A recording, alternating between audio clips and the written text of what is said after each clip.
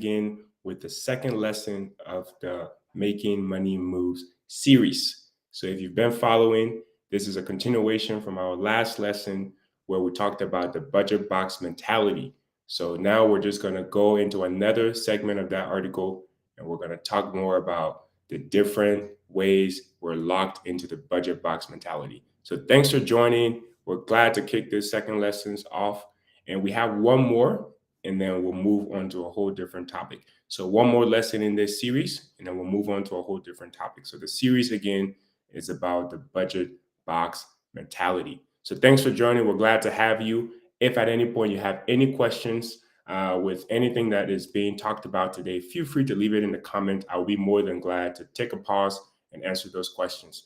But first, we'll go ahead and do a short recap of our first lesson. So the first lesson, if you didn't know, like I said, was about the budget box mentality. In that lesson, we talked about what is the budget box mentality. And we said the budget box mentality is not just the way we see, we handle our finances, of how we think about money. It's also how we perceive ourselves. So we said that that's the budget box mentality. It's a box that we're locked in, and it kind of skews our view of how we see ourselves and how we see money. So we said, okay, so if that's the definition, and why is it a problem? Well, it's a problem because it keeps us locked into this box. And I'm going to give you a visual representation of what we're talking about here. So if you look on the screen, you can see that the individual in there, in the middle, that's a person. Imagine that could be you, that could be a friend that you know, but that's you.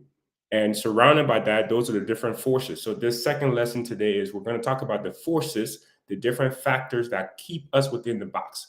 And if we're not aware of them, well, we're going to be forever stuck into that mentality. That's the budget box mentality. So the first force here is force number one is the lack of clear goals. And the lack of clear goals is also followed by force number two, the lack of persistence, which we'll talk more in details about each of these forces. Force number three is the fear of failure. And force number four is the lack of adaptability. So those are the four forces. And this is exactly what lesson two today is about. So we have the mentality, which is how we perceive ourselves, how we perceive our money. And then we also talked about in lesson one, why is it a problem? Because it restricts us. You cannot have the budget box mentality and live your best life. You cannot live your most purposeful life if you're stuck in that mentality. And then lastly, in lesson one, we talked about how you can determine if you have it or not. How do you assess, do I have the budget box mentality or not? Well, you assess by asking yourself questions, like questions that are going to make you know if you are stuck to the traditional way of thinking about money.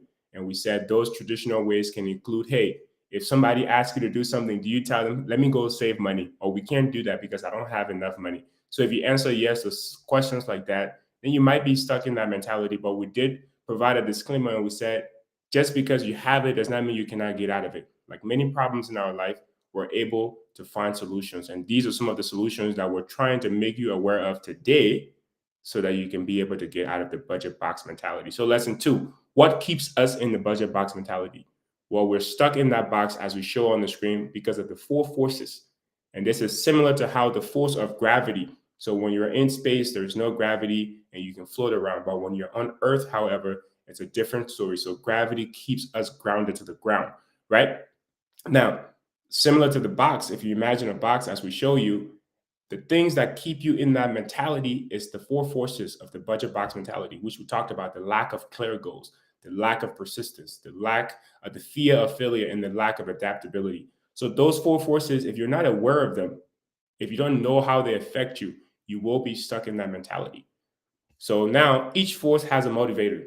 A motivator is pretty much something that gives us an excuse or justify why it is we need to act the way we act, or why is it that we do the things that we do. So it justifies it. It makes you feel like it's okay. It makes you to be content. Those are the motivators. And I'm going to put them back on the screen here so we can see those motivators. So force number one, the lack of clear goals, the motivator is wishful thinking. So people who lack clear goals typically are people who just wish that things would be great. I wake up one morning, I wish I could have $1 million in my bank account. And unfortunately, sometimes We even hear people say these things out loud. They don't just believe it, they say it out loud, which could also make other people think about it, or skew the view of other people. So we got to be very aware. Um, and then the next one here is, but the second force, the lack of persistence, is motivated by quick outcomes. So quick outcomes, you just want things to happen. You don't want to be invested into your life. You don't want to be invested into your goals. You just want things to happen. So when you lack persistence, you're being motivated by that. Is you want something, the things just to happen overnight. And like people say, good things don't happen overnight. So you have to be persistent. The lack thereof would mean that you want the easy route.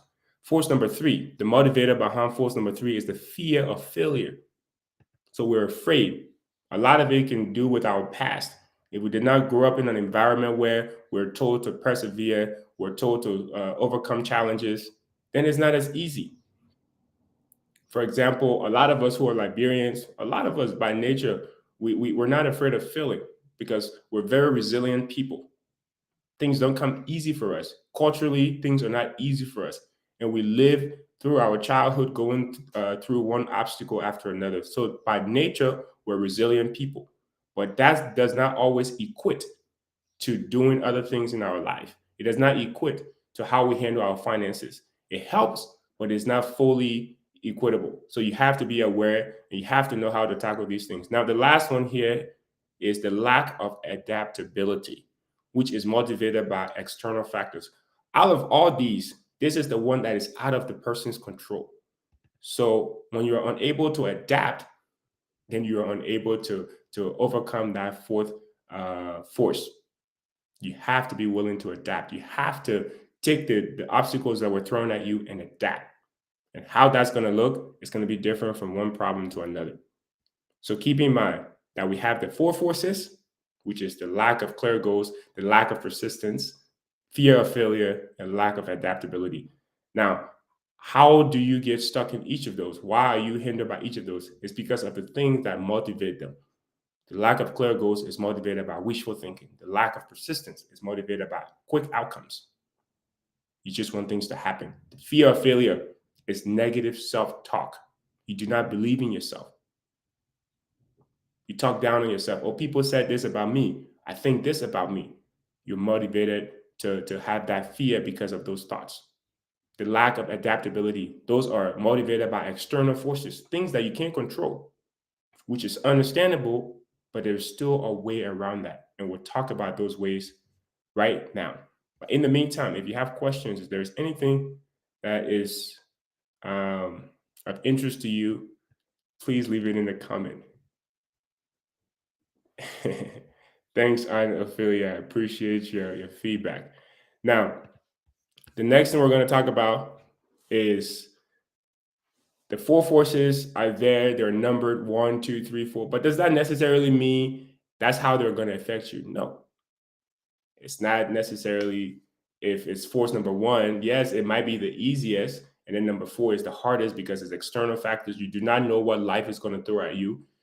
To an extent, they can be sequential in terms of difficulty. However, it is not necessarily the same for one person to another. Based on how you're brought up, based on how you're raised, these forces can affect you differently. And would take, let's say, the lack of persistence, for example. Like I said, someone from Liberia compared to someone from America, that force, if you're from Liberia, that force might not have a huge significance on you. It might not have a huge impact. But someone from America who has not faced many adversities, it might be a struggle for them.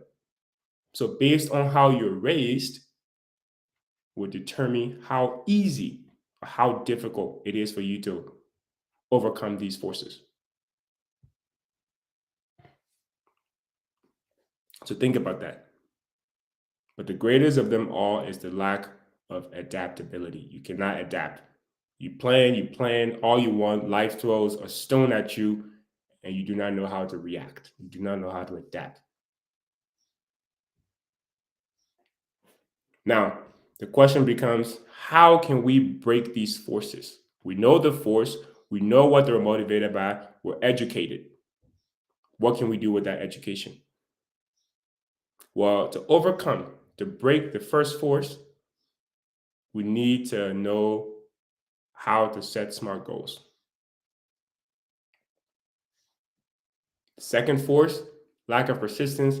We need to be able to understand what is an easy target, what is a quick outcome, and be able to avoid those, not setting easy goals for ourselves.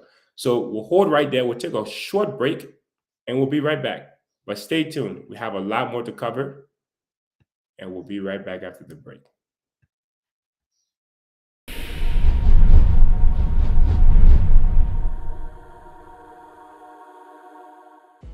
Bosco baby, B to the O, S to the C, O, straight out of China. I represent LIB. The song playing in the background is my latest single called Like It or Not. You can find me on social, especially YouTube at Bosco_LIB, and also on Instagram at Bosco_LIB, and also on Facebook at Bus Music. Right now, you're watching the 1847 show. You know it's about you and me and all things Liberian. So follow the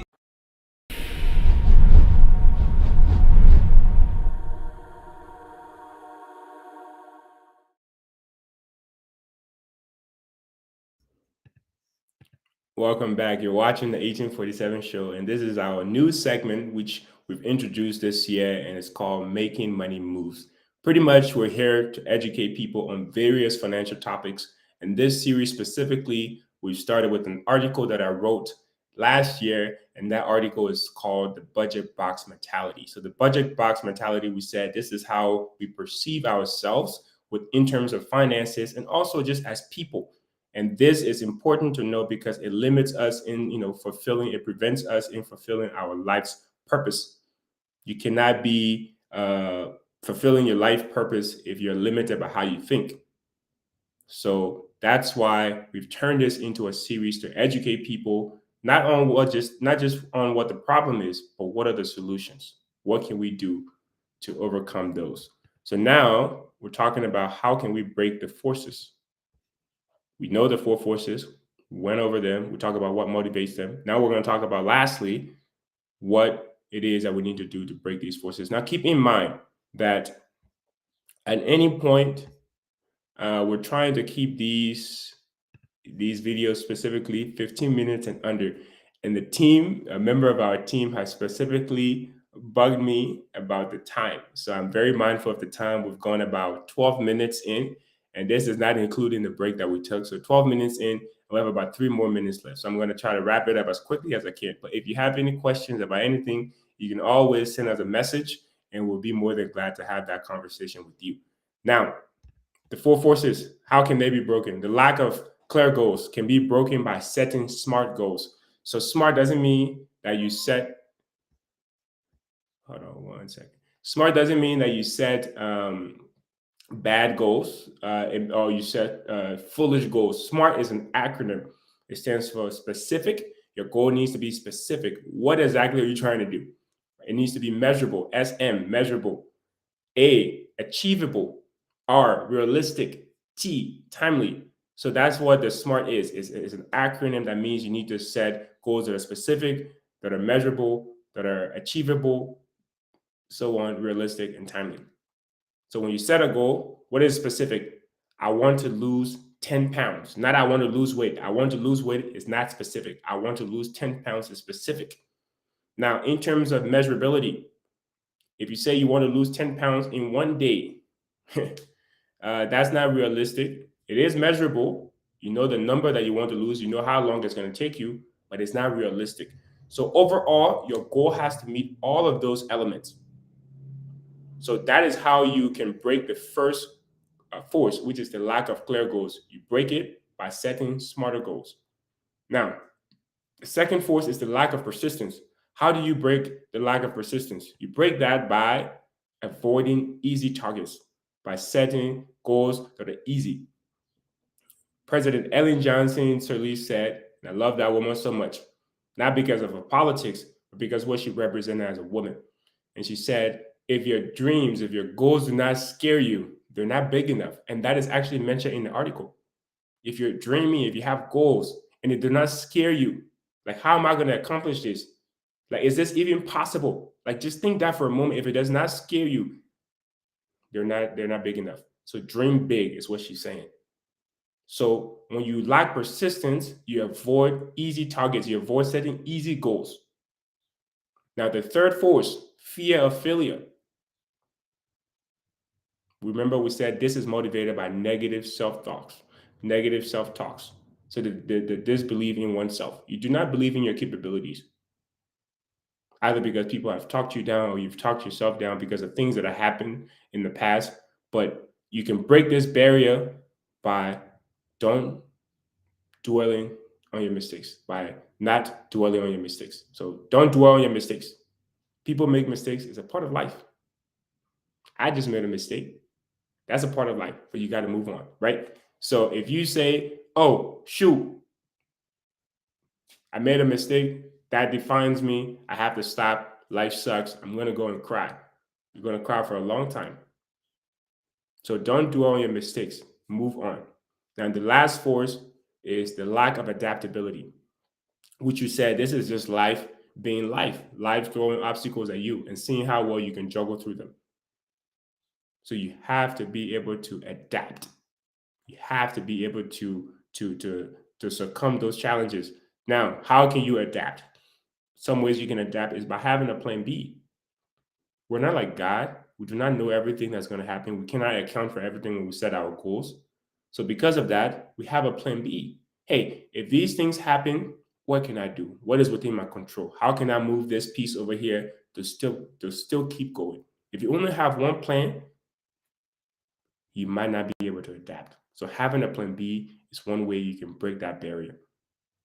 Another thing you can do is just understand that life happens and try again. Learn from that lesson that you were just taught. Because if life throws something at you, it probably taught you a lesson. Learn from it. Keep going with your same goal, but improve on that. Do not make the same mistakes. So that's how you can break the four forces. And that's pretty much all we have today. Again, these are short financial lessons to kind of get us as people to act, to not just learn, but to be productive and act on the knowledge that we have. So hopefully this has added some value to you. This is Making Money Moves on the 1847 show, and it's brought to you by, of course, your very own Prince Larmin Jarbo. If you have any questions at any time about any of what we've talked about, we'll be more than glad to answer your questions. But for now, if you're not following the 1847 show, come on now. Come on. We're here to promote and celebrate all things Liberian. Thank you for joining. And until next time, God bless you and God bless Mama Liberia. Take care.